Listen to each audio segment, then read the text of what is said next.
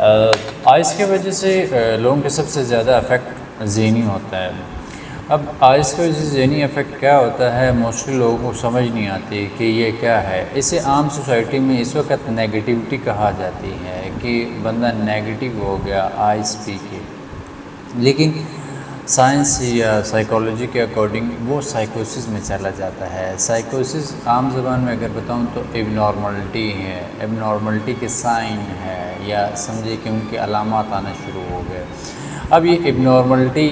یا اس کی سائیکوسس یا یہ نیگیٹیوٹی کیا چیز ہے، اس میں آئس پینے کے بعد یا آئس کی وجہ سے کچھ عرصے کے بعد اس کی ذہن میں شک شبے پیدا ہونا شروع ہو جاتے ہیں، جس کا حقیقت کے ساتھ کوئی تعلق نہیں ہے۔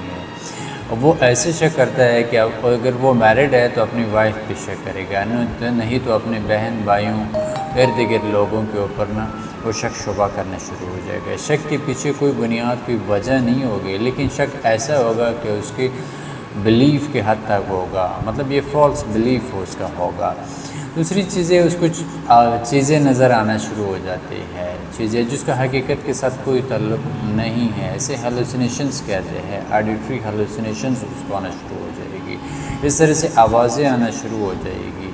وہ اس کا بھی حقیقت کے ساتھ کوئی تعلق نہیں ہوتا ہے، لیکن اس کو لگتا ہے کہ کوئی بلا رہا ہے۔ اسی طرح سے اس کو ایسے لگے گا کہ لوگ اس کے پیچھے پڑے ہوئے ہیں، کیمرے لگے ہوئے ہیں، لوگ اس کو ایسا لگے گا کہ لوگ اسے مارنا چاہتے ہیں، اس کے کھانے میں زہر ملانا چاہتے ہیں، جو کہ پیرانائڈ اسے کہا جاتا ہے، وہ پیرانائڈ ہو جائے گا۔ تو اسی طرح سے مختلف سمٹم اس کے حد تک کہے گا کہ اس کے جسم کے کسی حصے میں کہے گا کہ بہت شدت کی درد ہو رہی ہے، جو کہ حقیقت میں وہ درد نہیں ہوگی۔ اسی طرح سے کچھ مریض یہ کمپلین کرتے ہیں کہ اس کے جسم میں کوئی کیڑے چلنا شروع ہو گئے، لیکن اس کا حقیقت کے ساتھ کوئی تعلق نہیں ہوتا۔ یہ صرف ان کی ذہنی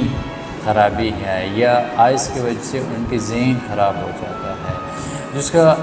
as soon as possible treatment he حل ہے، کیونکہ جتنا ڈیلے کرتے جائیں گے وہ ایسے کنڈیشن میں شک شبہات میں کچھ بھی کر سکتا ہے، کچھ بھی برا نقصان کر سکتا ہے۔ اس میں فوراً ایمرجنسی سمجھ لیجیے گا کہ اس میں ٹریٹمنٹ یا کروایا جا سکتا ہے، ٹریٹمنٹ کی طرف جائے۔ اب اس میں یہ ہے کہ کہاں سے ٹریٹمنٹ کو بیسٹ وے ہے، جو ایک ڈرگ ایڈکشن ریہیبلیٹیشن سینٹرز ہے پاکستان کے اندر کافی زیادہ ہے، تو ان سے آپ ہیلپ لے سکتے ہیں، ڈرگ ایڈکشن ریہیبلیٹیشن سینٹر سے۔ وہاں سے آپ ان کا اکثر وقت مریض میں یہ پرابلم آتی ہے کہ وہ جانا نہیں چاہتا، وہ اس کو چونکہ پری کنٹمپلیشن سٹیج کہتے ہیں، اس کی سوچ بچار نہیں ہوتے، تو وہ جانا نہیں چاہتا ہے۔ ایسے صورتحال میں آپ گورنمنٹ سے ہیلپ گورنمنٹ سے ہیلپ نہیں لیتے تو کرائسس انٹرونشن ہوتا ہے، مطلب مداخلت برائے اصلاح، اور یہ موسٹلی کچھ ریہیبلیٹیشن سینٹرز بھی کر لیتے ہیں، مطلب آپ اس میں ہیلپ کر دیتے ہیں کہ مریض کو ایڈمٹ کرنے میں۔